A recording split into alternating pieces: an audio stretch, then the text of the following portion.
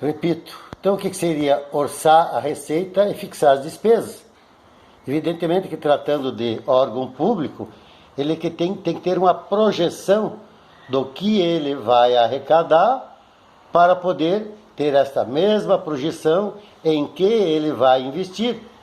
E dentro deste investimento, se põe também os débitos a serem quitados, dentre os quais aqueles oriundos do precatório. E consta lá no artigo 6, parágrafo 3º, essa espécie de pagamento que disciplina, inclusive, as medidas a serem tomadas. Elas vão ser requeridas ao presidente do tribunal competente.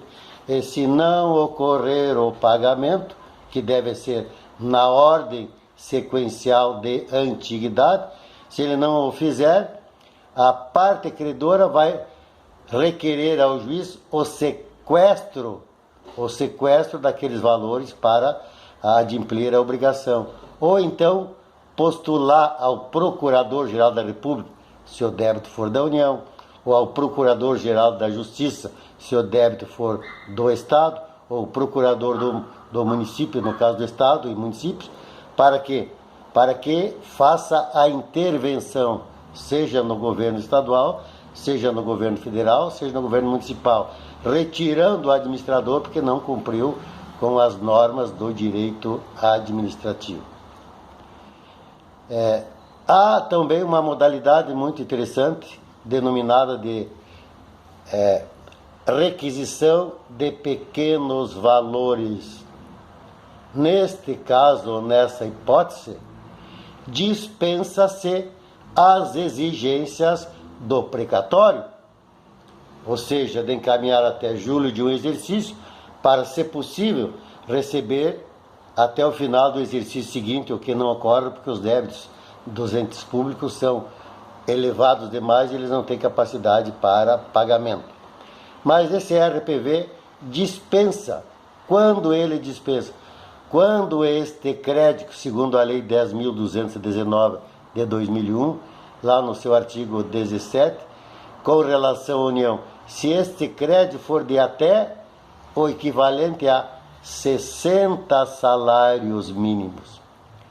Quando o crédito for de 60 salários mínimos, não vai ser encaminhado o precatório, mas será feita uma requisição para pagamento de pequenos valores, cujo ente público terá o prazo de 60 dias para realizá-lo. E se não realizá-lo, e é comum os advogados fazerem isso, é requerido o bloqueio nas contas públicas desse valor que vai para a conta do judiciário e depois liberado para o credor. Quando se tratar dos estados, aí o valor é de 40 salários mínimos. Nos municípios, quando foi editada essa norma, era de até 30 salários mínimos. Depois, cada município estabeleceu a sua regra de quanto eram os valores de RPV. Tem município que estabeleceu uma regra ridícula de 5 salários mínimos. Aí é uma forma de calotear o credor, mas era de 30 salários mínimos. Esse pagamento deve ser realizado no máximo até 6 meses, e incluindo também os próprios honorários advocatícios. É interessante que esses pequenos valores não são requeridos pelos presidentes dos tribunais competentes, são requeridos pelo próprio juiz de primeiro grau, aonde está se levando a termo a execução. É uma forma de cumprimento de uma obrigação com mais agilidade, para que seja satisfeito o débito o mais rápido possível no interesse do credor. Nós temos também o cumprimento de sentença de obrigação de prestar alimentos. E são basicamente 3 formas. A forma convencional, que está esculpida lá no artigo 528 do Código de Processo Civil, que é realizado nos termos da execução comum. É feita a penhora. Essa penhora, ou se esse crédito for impugnado, porque se trata de cumprimento de sentença, ainda assim, se a penhora recaiu em dinheiro e deve recair em primeiro lugar em dinheiro, o credor pode levantar mensalmente o valor da pensão deferida. É o método tradicional de expropriação de bens, no caso, o dinheiro. E é possível no convencional também a postulação, desde que seja feita pela parte credora, que seja descontado na folha de pagamento. Isso é muito comum quando se trata de empregados com carteira anotada, ou então de servidor público, né? Ou até mesmo de credor de aposentadoria de previdência, que seja descontado já na folha de pagamento e já encaminhado ao credor. A segunda é a execução especial de alimentos. A requerimento ou postulação da parte, sempre eu vivo insistindo com vocês, para que saiba que o advogado tem que ser diligente e estar sempre atento no interesse do cliente, porque o juiz nada fará por ele. Nada fará por ele. A execução especial de alimentos deve ser requerido pela parte ao juiz, para intimar que ele realize este pagamento no máximo no prazo de 3 dias. Ou então, dizer que já efetuou o pagamento. Mas se ele não pagou e nem tem condições de pagar, o legislador deu a oportunidade ao devedor de justificar a impossibilidade de fazer esse pagamento, tá? Então ele vai justificar a impossibilidade. Segundo, quando eu fiz mestrado em processo civil na PUC, eu tive um professor que era o desembargador Araquém de Assis.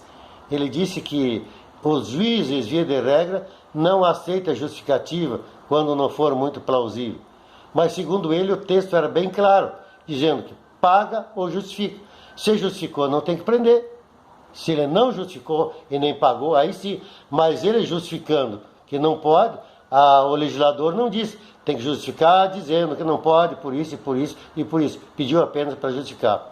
Mas, na regra, hoje, essa justificativa só terá alguma serventia, algum valor para o magistrado que dirige o processo, se efetivamente ele não tem as mínimas condições, não tem patrimônio, está doente, perdeu o emprego antes de adoecer, não tem nenhuma espécie de renda, está sobrevivendo de favores de amigos ou até mesmo de parente, né? E aí dá uma justificativa plausível, no sentido de que não adianta desvestir um santo para vestir outro. Seria, desculpa a expressão chula aqui, a fome com a vontade de comer. Isso é muito interessante. E vocês, no exercício da atividade jurídica, como operador do direito, aliás, lidador do direito, então, profissional do direito, eu não gosto de repetir isso que eu ouço na doutrina de operador. Operador quem opera é médico, algum outro setor. O advogado, ele lida com o direito, ele advoga, ele realiza atos profissionais. Então, o operador do direito é que deve postular isso. Nessa execução especial, então, é intimado para pagar em 3 dias. Em 3 dias ou justificar. O procedimento especial tem como característica basilar, é isso que é interessante. O que caracteriza essa especialidade na execução de alimentos é a possibilidade de postular a prisão do devedor. Referente a de alimentos, sempre são cobradas as últimas 3 parcelas. Ou então, as 3 últimas parcelas, ou aquelas que se vencerem no curso da ação. porque se tiver um monte grande de valores, então já ele tem que optar já pela execução tradicional, que é a penhora de bens, a execução comum, como qualquer outro. Nesse procedimento especial, então, há a possibilidade de prisão. Mas não foi revogada a prisão por dinheiro? Foi. O Brasil recepcionou o Tratado de São José da Costa Rica, através do qual ninguém poderá ser preso por dívida. Caiu a mamata daquelas financeiras que financiavam, pegavam o bem como garantia, o devedor consumia com o bem, ele pedia a busca e a apreensão, não encontrava o bem, postulava a prisão civil do devedor, tudo visando receber os valores. E o juiz tinha que decretar a prisão do devedor por depositário infiel. Com a adesão do Brasil, a recepção do Brasil do Tratado de São José da Costa Rica, isso não existe mais. Ninguém pode prender por dívida. Isso existia no tempo do Império. Apresentava duplicava a nota promissória, não pagava, o cidadão era preso porque não pagou aquela dívida. Hoje não. A única exceção de prisão civil é tão somente pelo não pagamento de pensão alimentícia. Aí é possível, via de regra, no interesse do menor ou daquele que não pode prover o seu próprio sustento. Vocês vão deparar muito com isso no exercício da atividade que eu estava dizendo antes, mas eu começo a falar e já pulo para o outro lado, por isso que tem que me disciplinar aqui, o direito é muito complexo. Vão deparar diuturnamente com essa situação. E quando se tratar de valores pequenos, ou faça para ajudar alguém, que o advogado também contribui de alguma forma, ou mande para a Defensoria Pública, isso não tem fim. É o processo que não tem fim. Sempre o devedor, quando quer, ele fica procrastinando e atrasando. Quando vai executar, ele já paga antecipado. E isso é guardado um resquício da relação, desculpa eu entrar no direito de família, que a Patrícia vai ensinar isso a vocês, acho que ela, ou a Cátia. Sempre quando ocorre pensão para o filho decorrente de divórcio, eu ainda guardo aquele tema de separação, mas não existe mais agora divórcio direto, o homem ou a mulher, se um não resolveu bem a situação, pretende incomodar o outro, vai toda hora incomodar. Atrasou 2 dias o pagamento, a mãe já está lá postulando a execução do pagamento. E o homem, para judiar a mulher, deixa de pagar no dia 5, para que quando ela vai adentrar, aí ele espera adentrar com ela aforar a ação, para depois efetuar o pagamento. Uma vez eu atendi tive a liberdade de dizer, porque ele era meu amigo de infância. Veio lá para mim fazer uma defesa para ele, evidentemente que de graça, porque ele não tinha condições nenhuma nem de pagar a pensão, ou se não pagou também foi um pouco desleixado, dizendo que estava sendo executado para pagar 1 ano de pensão alimentícia. 2 meses, de pensão alimentícia. Eu disse para ele, você deixou 60 dias o teu filho se receber? Sim. E se o seu filho tivesse como única renda só a tua pensão, você acha que ele estaria vivo? Evidentemente que não. Ninguém fica 60 dias sem comer. É óbvio. Então isso é um compromisso. Venda a bicicleta, venda o televisor, venda a geladeira, mas não pode deixar a criança sem o alimento. Então, no caso, a mãe, porque aí seria suficiente se recebe pensão. Mas é uma espécie de ação que dá muito desgaste emocional. Até mesmo quando você está defendendo quem está inadimplente, você não concorda com ele e fica irritado. E quando a criança está passando necessidade, que você vai fazer ação em defesa dos interesses do menor, também dá um abalo emocional muito grande e a gente sofre muito com isso. É um direito bastante nobre, mas que machuca muito o advogado como profissional do direito. Esta prisão de que nós falamos antes é pelo prazo de até 3 meses, 1 a 3 meses. No passado, é bom que vocês saibam isso, ao menos para comparar a legislação atual, no passado o cidadão ficava 6 meses sem pagar a pensão, o juiz determinava a prisão dele por 30 dias, ele ficava os 30 dias, não pagava e não poderia mais ser preso por aquele mesmo débito. Hoje o entendimento já mudou. Não pagou, vai para a prisão, não quita o débito, pode ser pedido de novo pelo mesmos valores que se ele deixou acumular novamente. Procedimento de pagamento de pensão por ato ilícito. Tem situações em que, por exemplo, houve um acidente em que o cidadão veio a perder a sua capacidade laborativa e entrou com ação indenizatória, dentre as quais o pedido de pagamento de uma pensão mensal, haja vista que ele não pode mais produzir a título de lucro cessante.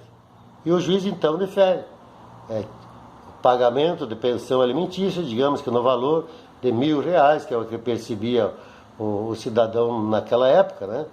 E o devedor vai pagar. Agora, se o devedor não pagar, em se tratando de pensão alimentícia por ato ilícito, não segue a mesma regra da pensão por parentesco. Aqui não pode ser pedida a prisão pelo atraso do pagamento da prestação alimentícia deferida em sentença. Então, prisão civil, a única hipótese é essa que nós falamos aqui, de atraso em pagamento de prestação alimentícia, porque uma vez recepcionando o Tratado de São José da Costa Rica, outras hipóteses de prisão por débito não poderá subsistir mais em hipótese alguma. Nem mesmo a prisão por depositário infiel de juízo mais é possível. Eu estava falando antes da prisão por depositário infiel de garantia de negócio jurídico entre financiado financeira e o tomador do empréstimo. Mas agora não pode ser preso nem mesmo por ser depositário infiel do juízo. Pode responder um outro processo criminal, mas não pode ser preso porque consumiu com aquele depósito que foi dado como seu para garantia. Gente, então nós temos mais um pouquinho de conteúdo que eu vou deixar para tratar a semana que vem com vocês, e daí eu já aproveito para nós acertarmos sobre a nossa prova. Além do que eu comentei aqui com vocês, eu mando depois não vou chamar de polígono, os meus apontamentos resumidamente daquilo que nós extraímos da doutrina que eu também já encaminhei a vocês. Tenham uma boa noite.